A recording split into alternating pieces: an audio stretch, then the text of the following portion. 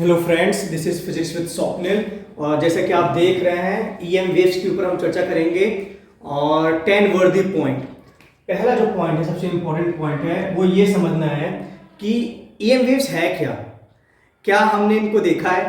तो हाँ, जरूर देखा है। इस ईएम वेव का एग्जाम्पल जो है वो है light.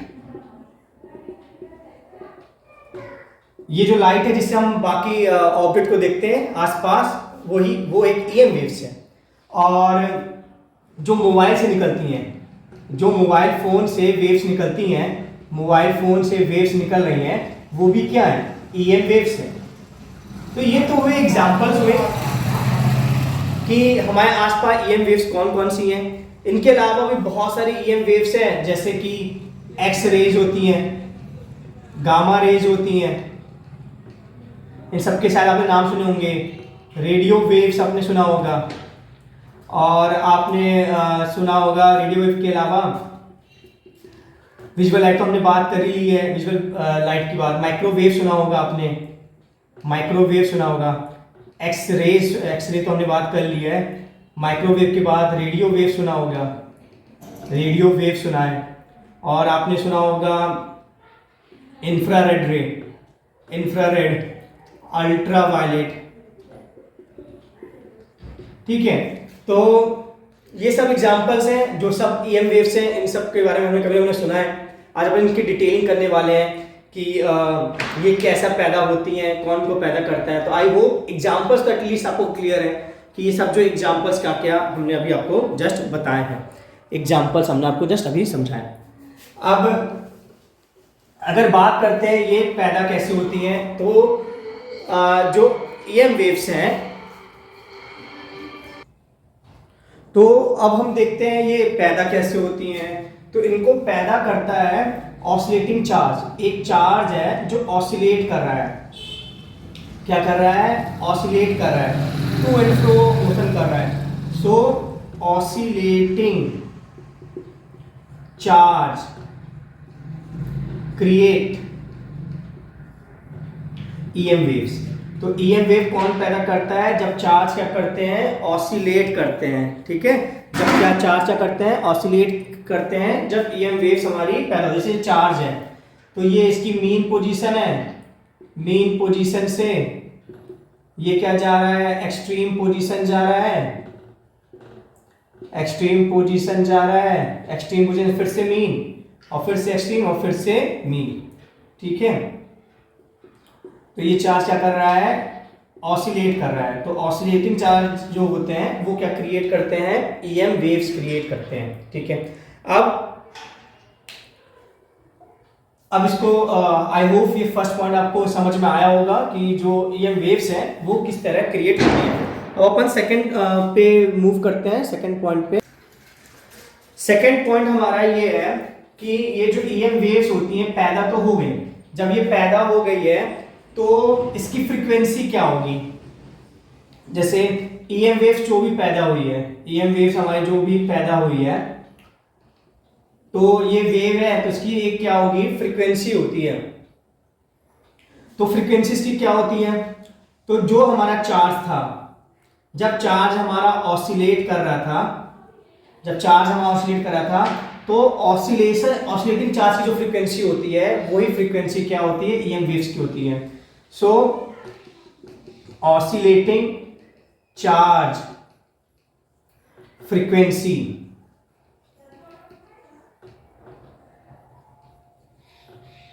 Equal to EM wave frequency.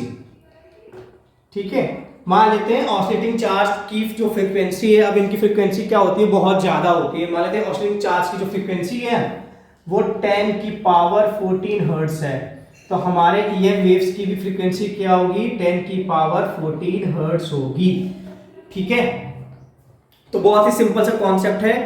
Charge जब ऑसिलेट करते हैं तो ईएम वेव्स पैदा करते हैं। जो फ्रीक्वेंसी होती है, ऑसिलेशन की फ्रीक्वेंसी मतलब क्या होता है कि एक सेकंड में कितने ऑसिलेशन करेंगे? Number of oscillation, number of oscillation in 1 second, ये होता है फ्रीक्वेंसी। फ्रीक्वेंसी का मतलब क्या होता है? एक सेकंड में कितने ऑसिलेशन होंगे। तो मान लेते हैं ये चार्ज एक सेकंड में 10 की पावर 14 ऑसिलेशन करता है। ऑसिलेशन मतलब क्या होता है, मीन से एक्सट्रीम, फिर एक्सट्रीम से मीन, फिर मीन से दूसरे एक्सट्रीम, फिर एक्सट्रीम से फिर से मीन। तो ये होता है एक ऑसिलेशन। तो ईएम वेव जो इससे पैदा हुआ उसकी फ्रीक्वेंसी भी क्या होगी, 10 की पावर 14 होगी। थर्ड जो पॉइंट है वो ये है, एक बार ईएम वेव्स क्रिएट हो गया, जैसे मान लो ये चार्ज था, ये ऑसिलेट कर रहा था और इसके ऑसिलेशन की वजह से क्या हो गया, ईएम वेव्स क्रिएट हो गई। तो एक बार ईएम वेव्स क्रिएट हो गई तो अपने आप फिर ये ट्रेवल करती है, ठीक है। Once created it move by itself. एक बार क्रिएट हो गई तो अपने आप ये मूव करेगी। अब वंस क्रिएटेड, कौन क्रिएट किया, ऑसिलेटिंग चार्ज क्रिएट किया। अब मूव बाय इटसेल्फ, जब अपने आप फिर मूव करेगी, एक बार पैदा होकर अपने आप मूव करेगी, तो ऑब्वियस सी बात है, क्वेश्चन आता है किस स्पीड से मूव करेगी। तो वैक्यूम या एयर में, वैक्यूम और एयर में इसकी जो स्पीड होती है उसको c डिनोट करते हैं और वो वैल्यू आती है 1/μ0 एप्सिलॉन नॉट, जहां म्यू नॉट क्या होता है, परमियाबिलिटी ऑफ वैक्यूम, और ये होता है परमिटिविटी ऑफ वैक्यूम। और इसकी वैल्यू आती है कैलकुलेट करने से 3 × 10⁸ मीटर पर सेकेंड। तो लाइट की स्पीड वैक्यूम या एयर में, लाइट मैंने पहले बताया था एग्जांपल, लाइट क्या है, ईएम वेव्स। तो ईएम वेव्स की जो स्पीड होती है वैक्यूम या एयर में कितनी होती है, 3 × 10⁸ मीटर पर सेकेंड होती है, ठीक है। अब इसके अलावा अब अगर कोई दूसरा मीडियम हुआ तो क्या यही स्पीड होती है, तो नहीं, दूसरा मीडियम हुआ तो इसकी स्पीड भी चेंज हो जाती है। दूसरा मीडियम हुआ तो उस मीडियम का हम लेंगे, तो फॉर एनी अदर मीडियम, कोई अदर मीडियम के लिए जो स्पीड होती है वो होती है 1/μ/ε, मतलब उस मीडियम का परमिटिविटी और उस मीडियम की परमिएबिलिटी, ठीक है। तो अगर अपन रेशियो लेते हैं, कंपेयर करते हैं, तो हमारा जो है V/C ये आता है μ/μ0 और इसी को अपन लिख सकते थे V/C, ये आ जाता है μr/r, जहां पे इसको बोलते हैं रिलेटिव। तो R मतलब रिलेटिव परमेबिलिटी और रिलेटिव परमिटिविटी, ठीक है। तो हमारा C हो जाएगा वो हो जाएगा V/μr/r,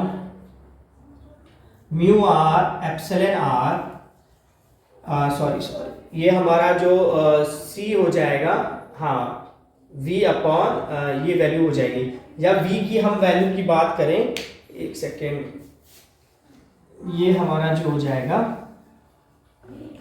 इसको जो है अपन जो लिख सकते हैं, अच्छा तो यहाँ से गड़बड़ हुई है, ये जो वैल्यू आएगी C/V आएगी, क्योंकि अपॉन में है तो ये आएगा C/V की वैल्यू आएगी, हाँ ये आएगी आपकी C/V की वैल्यू आएगी।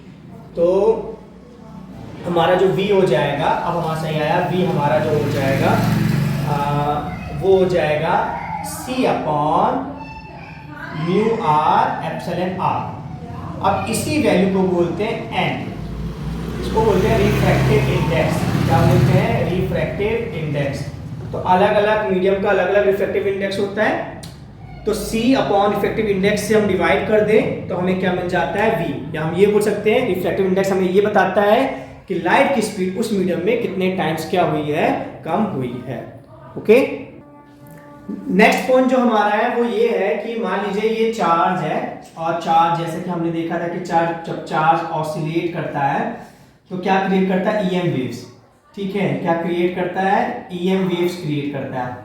और ये ईएम वेव जब क्रिएट होती है तो ये प्रोपोगेट होती है, आगे जाती हैं, किस स्पीड से जाती हैं, एयर वैक्यूम में 3 × 10⁸, और बाकी मीडियम में C/n, जहां पे n क्या है, रिफ्रैक्टिव इंडेक्स है। तो अब होता क्या है कि मेन वेव का काम क्या होता है, वेव का काम होता है वैल्यू को चेंज करना, कोई भी वैल्यू को चेंज करना। मान लेते हैं इस स्पेस में पहले यहाँ पे इलेक्ट्रिक फील्ड की जो वैल्यू थी वो थी 3 वोल्ट पर मीटर। तो जैसे ही इस ऑसिलेटिंग चार्ज ने ईएमएफ को क्रिएट किया और जब ये ईएमएफ प्रोपोगेट करेगी और यहां तक पहुंचेगी तो इस वैल्यू को वो क्या करेगी, ऑसिलेट करवा देगी। वो क्या करवा देगी, ये वाली वैल्यू को ऑसिलेट। मान लेते हैं ये डिस्टेंस x है और किसी t टाइम में यहां पे जो इलेक्ट्रिक फील्ड की वैल्यू होगी वो वैल्यू आती है इक्वेशन से, वो इक्वेशन है E equal to E naught kx minus omega t. ठीक है, तो ना केवल ईएम वेव्स इलेक्ट्रिक फील्ड की वैल्यू को चेंज करवाएंगी बल्कि यहां पे मौजूद मान लेते हैं मैग्नेटिक फील्ड थी यहां पे 0 मान लेते हैं 4 इंटू 10 की पावर माइनस 7 टेस्ला, वो वैल्यू भी क्या हो जाएगी, चेंज हो जाएगी। क्योंकि वेव का काम ही होता है कि वैल्यूज को चेंज करवाना। तो यहां जो इलेक्ट्रिक फील्ड थी उसकी वैल्यू को वो ऑसिलेट करवाएगी और यहां जो मौजूद मैग्नेटिक फील्ड थी इस वैल्यू को चेंज कराएगी। तो किसी भी x दूरी पे और किसी भी टाइम पे जो इलेक्ट्रिक फील्ड और मैग्नेटिक फील्ड की वैल्यू होगी वो इस इक्वेशन से आएगी, E equal to E naught kx minus omega t और B equal to B naught kx minus omega t. अब इस इक्वेशन में बहुत सारे माने हैं, क्या चीज बोलती है, ये चीज तो मैंने आपको क्लियर करवा दी। इस E का मतलब क्या है, इलेक्ट्रिक फील्ड की वैल्यू कोई भी x दूरी पे और t टाइम पे क्या होगी, और इसमें भी B मैग्नेटिक फील्ड किसी भी x दूरी पे और t टाइम पे क्या होगी मैग्नेटिक फील्ड, वो इस इक्वेशन से आएगी। यहाँ पे जो E नॉट है और आपके B नॉट है वो maximum electric field and magnetic field है। क्या है, maximum electric field and magnetic field. क्योंकि ये वैल्यूज ऑसिलेट हो रही है तो ऑसिलेशन में मैक्सिमम वैल्यूज तो होती हैं, तो E नॉट B नॉट वो बताती हैं। K हमारा बताता है वेव नंबर, K क्या बताता है, वेव नंबर, और K क्या होता है 2 पाई बाय लैम्डा। तो अगर हमें K पता है तो लैम्डा पता है, वेवलेंथ पता है हमें, है ना, कितनी आसानी से हम लैम्डा निकाल सकते हैं। ओमेगा होता है एंगुलर फ्रीक्वेंसी, ओमेगा क्या होता है, एंगुलर फ्रीक्वेंसी। ये होता है ओमेगा क्या होता है 2 पाई f, क्या होता है 2 पाई f। तो अगर हमें ओमेगा पता है तो हमें क्या पता है, हमें फ्रीक्वेंसी भी पता है। अब ये जो माइनस साइन है वो ये बताता है जो वेव है वो पॉजिटिव डायरेक्शन में जा रही है। किस डायरेक्शन में जा रही है, वेव हमारी पॉजिटिव डायरेक्शन में। ठीक है, पॉजिटिव एक्स एक्सिस में हमारी वेव मूव रही है, पॉजिटिव एक्सिस में मूव कर रही है। अगर ये प्लस होता तो क्या होता, नेगेटिव। ठीक है, तो उल्टा बताता, अगर नेगेटिव है तो पॉजिटिव एक्सिस में और अगर पॉजिटिव है तो नेगेटिव एक्सिस में मूव कर रही है। ठीक है, तो या आई होप आपको ये इतने पॉइंट समझ में आए होंगे। एक एग्जांपल ले लेते हैं, उससे और ये क्लियर होगा। आप ही बताना क्या क्या वैल्यूज आएंगी। अगर एग्जांपल लेते हैं E equal to 5 4x minus 3t, तो पूछा गया है कि E नॉट बताओ। तो सॉरी, यहाँ पे एक साइन भी आता है, तो E नॉट साइन, क्योंकि ये ऑसिलेट करेंगे ना वैल्यू, इसलिए साइन एक फंक्शन है जो कि ऑसिलेट करता है साइन। तो ये भी क्या होगा 5 साइन।